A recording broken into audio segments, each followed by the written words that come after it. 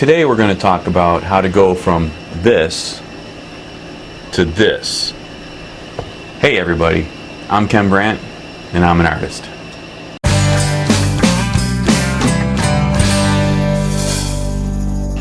So in today's video I'm going to show you my drawing process. I normally keep that out of the videos that I'm doing because mostly I'm just trying to show you how I paint a particular painting. And in this case, I wanted to show the beginning process all the way to the end. So I want to show you how I take a drawing or an idea from a photo and draw it and then transfer that to the canvas. And some people may have, there's different ways that you can transfer things to a canvas. This is just one of the ways that I use. Sometimes I go straight to the canvas and I'll paint with my brush. I don't always do that. A lot of times I like to go in there with a pencil or a charcoal pencil and draw on the canvas to make sure my proportions are correct. So to me, getting the drawing right first is very key to a successful painting. So in this video I'm going to show you that process of how I go from a reference photo to a drawing and then transfer that to the canvas. If this is your first time checking out a video, make sure you hit the subscribe button. Also make sure you hit the bell notification so you are always notified whenever a new video pops up on YouTube. And if you like this video, be sure to give it a thumbs up because this helps me and my channel to grow. And as always, all my artwork is always available. It's all for sale. And I do coaching as well, so if you are an aspiring artist or if you just want to learn how to oil paint, make sure you give me a call. All that information is at the end of the video.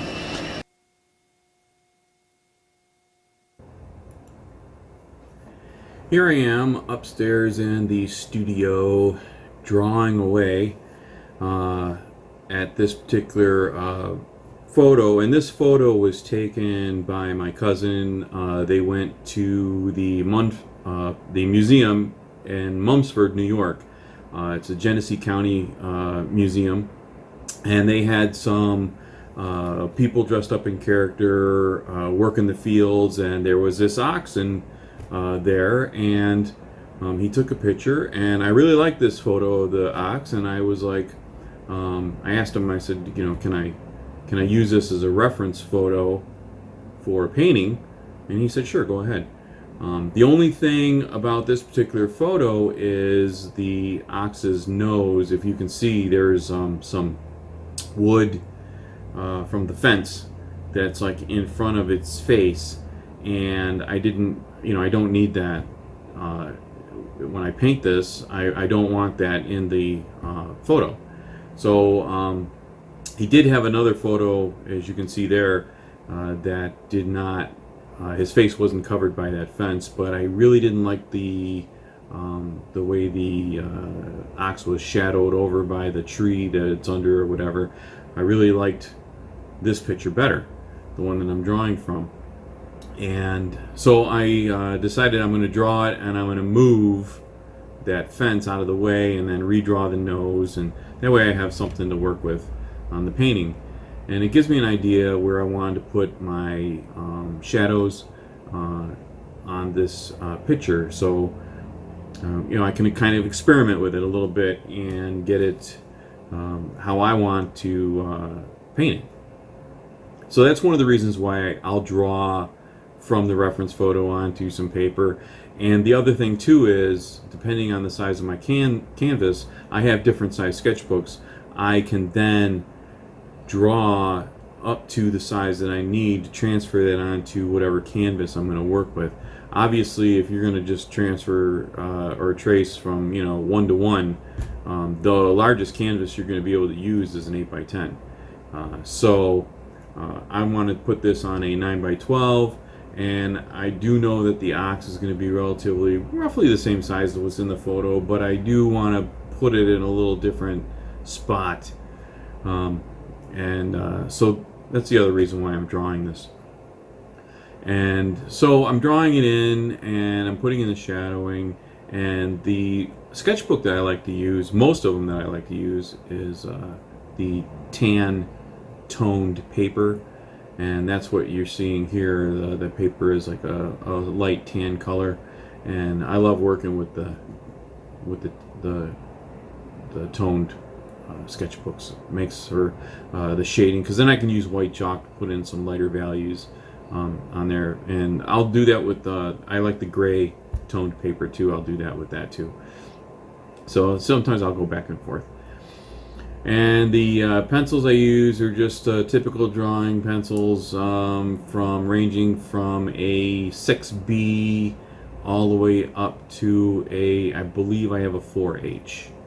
And then there's an F in there also for the harder leads. So that's what I'm playing with, and I use a gum type eraser, and that I love working with that. So I'm drawing here onto the sketchbook and working with it. And one of the things that I had an issue with trying to draw this in here is the reference photo. When it came off my printer, and I think this is just the way most printers print, it seems like they always print it darker than the photo that I'm looking at when it's on the computer. So I then had to go back and lighten up that photo on the computer and then reprint it, and I'll show you when that happens here. And because I could not see all of the detail on the ox, like where his ear is, I had a difficult time really seeing that ear. It was very dark. His face is real dark. And there was some musculature that was hidden by the darkness of the photo that I had printed. But it really looked nice for the landscape and the wood fence. It made that look really nice, that dark contrast. So I won't have an issue. I didn't have an issue with that. I just couldn't see all the details in the ox. So like I said, I did print a lighter photo, and then I worked off of that. And so one of the key things I like to do for the landscape, now like in this picture, now here's where you can see that I switched up to a lighter photo, but it washes out that whole background and some of that foreground where the straw is. So that I didn't really care for, but it didn't really matter, because when I paint it, I'm just gonna make it look however I need it to look anyway.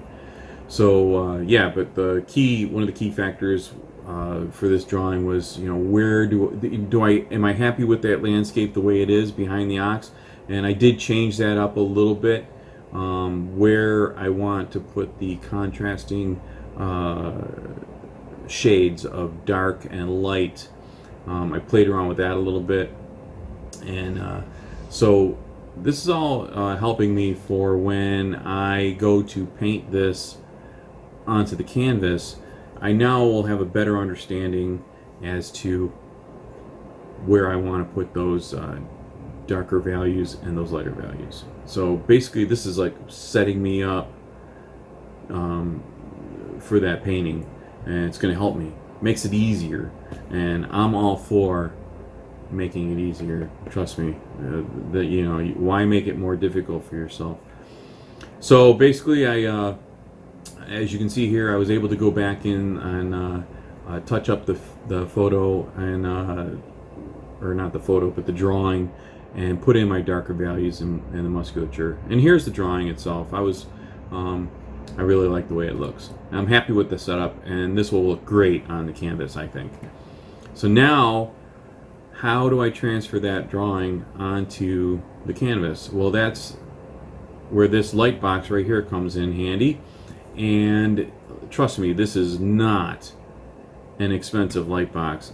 In fact, I don't even remember where I got this. I don't know if I got this or if my wife bought this. I am not 100% sure, but it is not the brightest light box in the world. And it just goes to prove that you do not need to spend a ton of money to do art. You know, you don't need top of the line things to accomplish what you want to do. You can just utilize, you know, what you need. And now here, because that light is so dim on this light box, I don't even know if I can put a brighter light in there. I didn't try, but I'm afraid maybe if I do, that plastic that's underneath, that that sits under, it might melt. I don't know how hot that it's going to get. So I turned off all the lights, and I was able to be able to see the picture underneath. And I'm going to trace over that onto this white piece of paper. Why? I already drew it once. I'm not going to draw it again. Why re-accomplish that work over? I don't need to. I already drew it once. So now I'll just trace over the top of that, and pretty much just get the information, the key information. So I want to, where the musculature is, where you can see the shading and the light accents, or the light highlights on the drawing. That's where I'm going to key in and draw over the top of that. And what I'm using here is a very fine pen to do that with. I'm not doing it in pencil because I want this to be pretty permanent, how I draw this in and trace over it, because I don't want that to go away, because I need to reuse it for when I transfer that onto the canvas. So yeah, pen works fine. And so basically that's all I'm doing here, is I'm just going over, basically it's just going to be an outline sketch, because I already have the drawing to work off of. So now I just need the outline to give me my proper proportions and everything that I need on the canvas. So here's the piece of paper with the tracing on it, and you can see there's no details. It was just the outline. Now what I do is I turn the paper over, and I take my 6B pencil, and I just color in where the lines are that I drew on the other side. You can see, because I used pen, you can see those lines on the other side of the paper. So I just color in with my 6B pencil, and I make sure that all those lines have graphite on the other side of it. Now here's my canvas, and I'm going to take my paper, and I'm just going to properly place it on the canvas where I want that ox to be. Now I don't want it to be directly center, and it kind of works out the photo, the way the photo is. So the ox's body will be kind of off to the side, and his head kind of comes into the center, and then actually goes past the center of the photo towards the other side. So this is like perfect. And then I'll offset that with that fence on the right hand side of the picture. And I already have an idea how I want my focal point set up on this particular painting. And so always with an animal or with people, the major focal point is usually the eyes. That doesn't mean that that's always the case, but in this particular case, the eye, and that eye is very black. So I will have a very small highlight on that eye, so you'll be able to see that. So that will be one focal point, and then I want a secondary focal point on the horn of the ox. So I just haven't determined if I want it on the forward horn or the back horn, and I'm thinking I'm going to go with the forward horn, the one that's closest to you in the photo. So here I've taped it down, and all I'm doing is just going over my inked lines with a pencil, and I'm just pressing enough where it will push that graphite that I drew on the back of the painting onto the canvas. And so I just go over it real quick, make sure I hit all the lines, and then occasionally I will lift up the paper and look at my canvas to see that I got everything from my tracing onto the canvas. And that is pretty much all you need to do to transfer your drawing or a photo onto a canvas. Like I said, if you're going to print from a photo onto regular paper, and paper is just 8 by 11, then obviously the largest canvas that you're going to be able to trace it 1-to-1 will be an 8 by 10. If you're going to go to a larger canvas, then you're going to need to draw and enlarge your picture onto a larger piece of paper so that you can use this same process onto a larger canvas. And if you're good at drawing, this is not an issue. There are so many different ways of transferring a drawing or photo to a canvas, and this is just one of them that I find is one of the easiest. There's other techniques, and what I'll do is I can do a video that will showcase each of those techniques, and let me know in the comment section below if there's a particular way that you've heard of that you would like me to show. I can do that, or just if you have any ideas, or if you've come up with some ways that are unusual or unique that you use to transfer your photo or drawing onto your canvas, definitely put those in the comment section below, and I can show those as well. So yeah, you have that option. And also, if you have any questions on this particular technique, or it's something, and if I didn't explain it well enough, definitely leave that in the comment section below, and I will I answer all comments on my videos. And so yeah, here I'm just showing you that I already transferred it onto it. Now I'm going over the top of that and with pencil on the canvas, just kind of going over and just putting in, making sure that the features that I want to have on that canvas are dark enough for me to see. And because when you do this, obviously it's a very light impression, so I'm just going over it a little bit, make sure it darkens it up. And this is the process, this is the point of the painting. Usually when I start a video, you'll see just this already on the canvas, and I'm ready to paint over that. So this is the part that I usually don't show all the way up to this point. And yeah, you just see me just starting with a drawing already there. And some people have wondered, how did that drawing get there? So this is why this video exists, because I wanted to make sure that people understood, how I get my canvas set up before I start painting it. So yeah, I'm doing that there. I'm, like I said, I'm sitting upstairs on there's a drafting table that I have up on the opposite side of my easel that I'm sitting at, and I have the air conditioner going because for the last 8 days here in New York, we've been going through a crazy heat wave. 90 degrees. We had 97 degrees, which tied the record for the hottest day in this area of New York. We've never, in the Buffalo or Western New York region, which is where I live, we've never hit 100 degrees ever.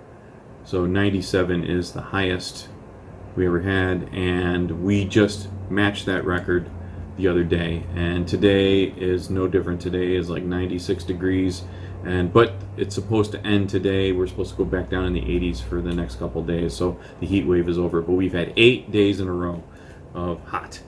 So yeah, currently where I'm sitting right now, doing this particular voiceover for this video, there is no air conditioning in this room, so it's pretty hot. Yeah, I'm sweating.